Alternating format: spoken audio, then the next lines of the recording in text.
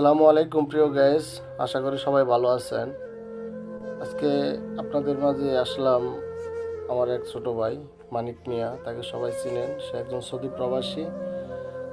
তিনি বাড়িতে একটা ব্রয়লার মুরগির খামার দিয়েছিলেন। একটি মুরগির খামার, তিনি অনেক কান্না করতেছে। তার কান্না দেখে আমারও মনে অনেক কষ্ট লেগেছে। তিনি বললেন যে 20 লক্ষ টাকা ইনভেস্ট করে সে 5 লক্ষ টাকা লস খেয়েছে। আপনারা ভিডিওটি শেষ পর্যন্ত দেখুন, তার মুখ থেকেই শুনুন। 20 লক্ষ টাকা ইনভেস্ট করে 5 লক্ষ টাকা ধরা। আমি টাইগার মুরগি উড়াইছিলাম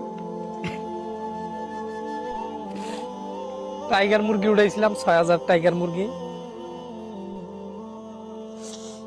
6,000 টাইগার মুরগি উড়াইয়া আজকে 5 লক্ষ টাকার মতন ধরা খাইছি।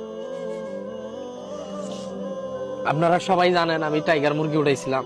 আমি